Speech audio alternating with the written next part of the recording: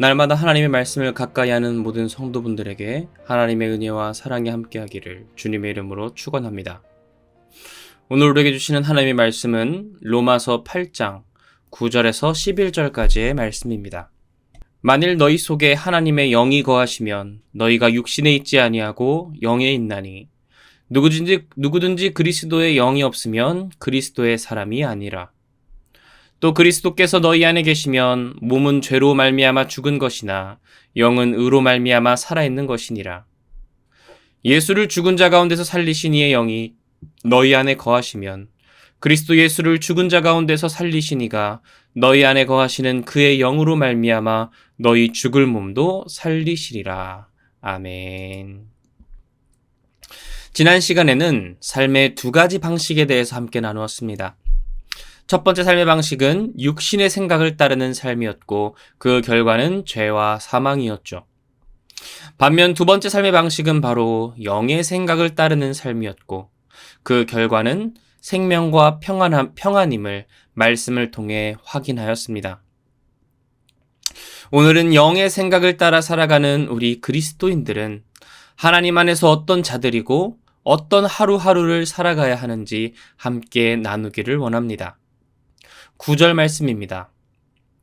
만일 너희 속에 하나님의 영이 거하시면 너희가 육신에 있지 아니하고 영에 있나니 누구든지 그리스도의 영이 없으면 그리스도의 사람이 아니라. 바울은 영의 생각을 하는 사람, 영을 따라 사는 자, 영 안에 있는 사람이란 누구인지 분명하게 정하려고 합니다. 과연 누가 영의 사람입니까?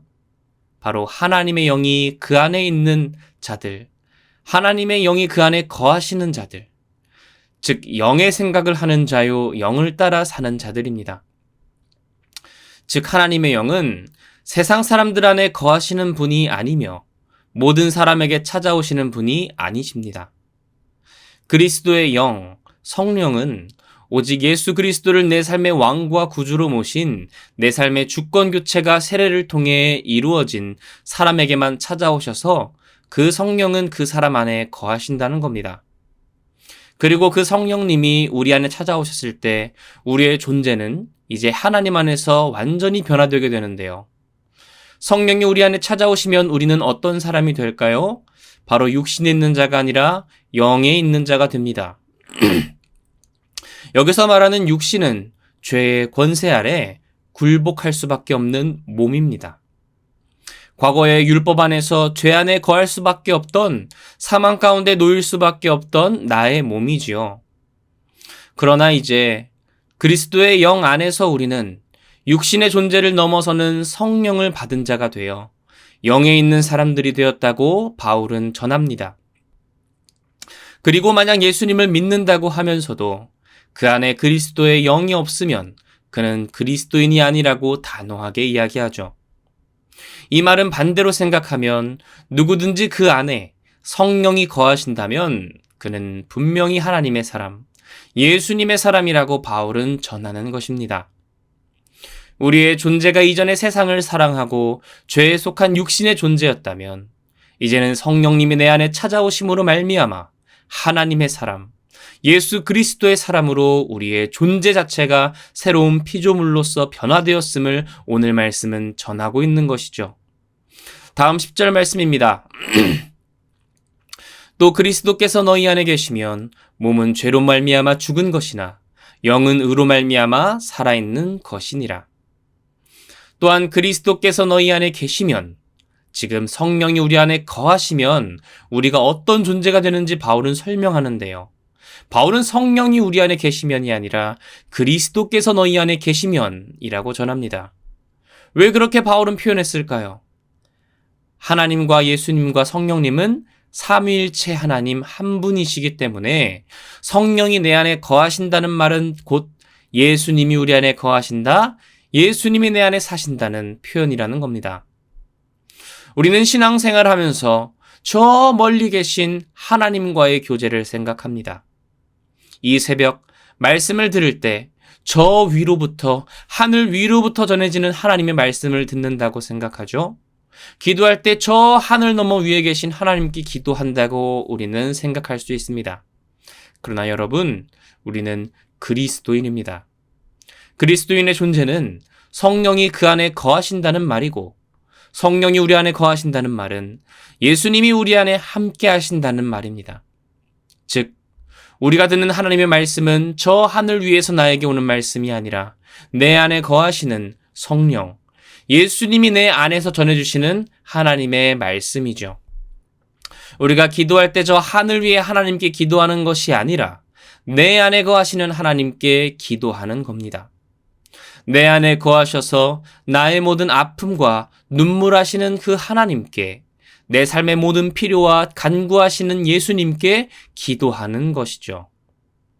신자의 신앙생활은 멀리 계신 하늘 위에 하나님과 교제하는 것이 아니라 내 안에 내 삶에 찾아오셔서 거하시는 그리스도의 영, 성령 하나님과 교제하는 것이 바로 믿는 자들의 삶이라는 것이죠. 그렇게 그리스도께서 우리 안에 계시면 우리는 어떤 존재라고 바울은 전하는 겁니까? 우리의 몸은 죄로 말미암아 죽었지만 우리의 영은 성령으로 말미암아 의롭게 되어 살아있는 자가 되었다고 전하는 것입니다. 즉, 우리는 원래 죽은 자였으나 예수 그리스도 안에서 성령을 받아 살아있는 자로 변화된 존재라는 것이지요. 이것이 바로 성령이 우리 안에 찾아오실 때 우리 안에서 일어나는 존재의 변화입니다. 마지막 11절 말씀입니다. 예수를 죽은 자 가운데서 살리신 이의 영이 너희 안에 거하시면 그리스도 예수를 죽은 자 가운데서 살리신 이가 너희 안에 거하시는 그의 영으로 말미암아 너희 죽을 몸도 살리시리라. 아멘. 바울은 이어서 성령님을 표현할 때 예수를 죽은 자 가운데서 살리신 이의 영이라고 표현합니다.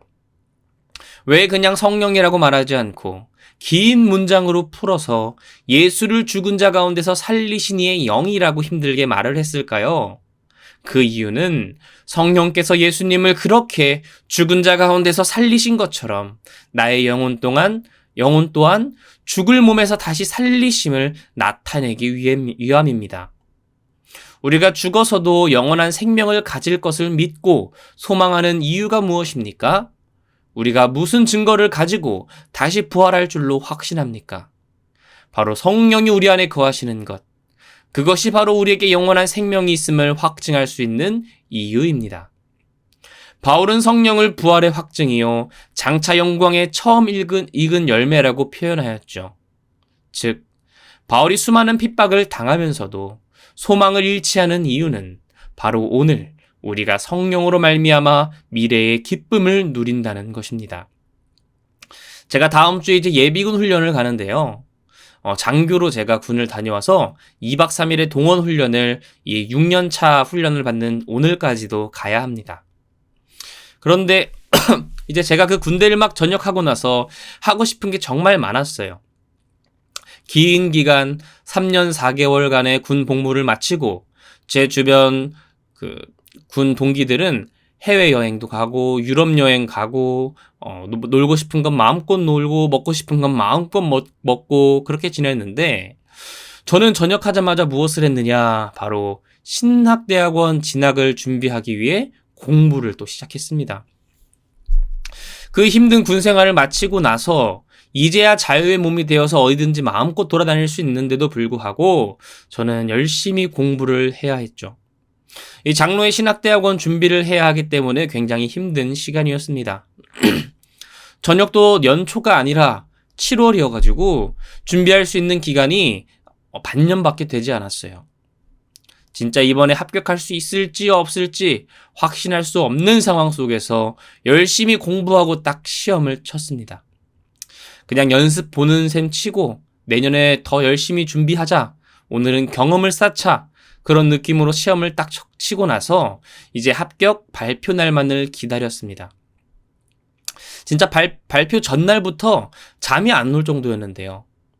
요즘은 이제 발표를 컴퓨터 인터넷을 이용해서 결과가 발표가 되죠. 딱 컴퓨터를 켜고 저의 이름과 수험 번호를 입력을 하니까 이제 결과가 나오는데요. 심장이 막 터질 것 같이 두근거렸습니다. 그리고 이제 그 억누르는 심장을 막 요동치는 심장을 억누르고 그 합격 발표를 딱 클릭하는 순간 과연 합격이 떴을까요? 불합격이 떴을까요?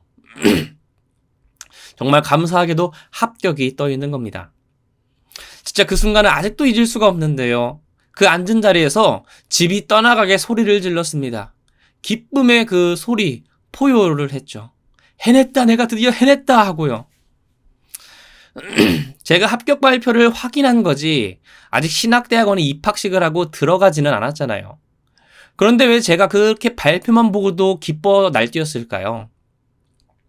왜냐하면 그 합격 확인이 나의 대학원 합격을 확증해 주기 때문입니다. 그래서 저는 아직 입학식을 하지도 않았고 그 학교에 들어간 것도 아니지만 이미 입학한 그 기쁨을 미리 맛본 것이죠. 마찬가지로요. 우리 안에 성령이 계시면 아직 우리가 부활하지 않았고 영생을 얻지 않았지만 미리 하늘의 그 기쁨, 영생의 행복을 느끼는 겁니다. 이것을 조금 어려운 말로 선취한다고 합니다. 먼저 그것을 취한다. 아직 우리에게 오지 않았지만 반드시 우리에게 찾아올 하늘의 영원한 생명과 기쁨을 오늘을 살아가며 미리 맛보는 것. 이것이 바로 선취입니다. 어떻게 우리가 선취할 수 있을까요? 바로 나의 부활의 확증이 되시는 예수 그리스도의 영, 성령이 내 안에 계시기 때문에 그분이 나의 영생에 확증되시기 때문에 나에게 천국문의 합격 발표가 되심으로 말미암아 우리는 이제 하늘의 영원한 생명과 기쁨을 선취하는 존재가 되었다는 것입니다. 사랑하는 성도 여러분, 예수님이 우리 안에 들어오심으로 말미암아 이제 우리는 성령 안에서 완전히 새로운 존재가 되었습니다. 죽음에서 생명으로 옮겨졌으며 심판에서 영생으로 옮겨졌습니다. 이젠 비록 아직 땅에서 살아가지만 우리의 합격 발표의 확증이 되시는 성령님이 우리 안에 계심으로 말미암아 우리는 이미 천국에 합격한 것으로 믿고 그 하늘의 기쁨을 미리 맛보며 선취하는 영적인 존재, 하늘의 존재가 되었다는 것이죠. 그리고 그 근거는 오직 한 분, 예수 그리스도의 영, 성령이 내 안에 계심으로 말미암아 우리는 당당히 오늘 하루를 살아갈 수 있는 자, 하늘의 신령한 것을 오늘 미리 맛보고 누리는 선취하는 자가 되었습니다. 이 새벽 내 안에 찾아오신 성령님과 동행하며 그분의 인도하심 아래 하늘의 기쁨과 생명을 선취하며 나아가는 우리 모두가 되기를 주님의 이름으로 축원합니다. 제가 기도하겠습니다. 할렐루야. 은혜와 사랑이 많으신 하나님 아버지, 이 시간 로마서를 통해 성령이 우리 안에 오심으로 말미암아 우리의 존재 자체를 변화시키는 그 능력을 깨닫게 하시니 감사를 드립니다.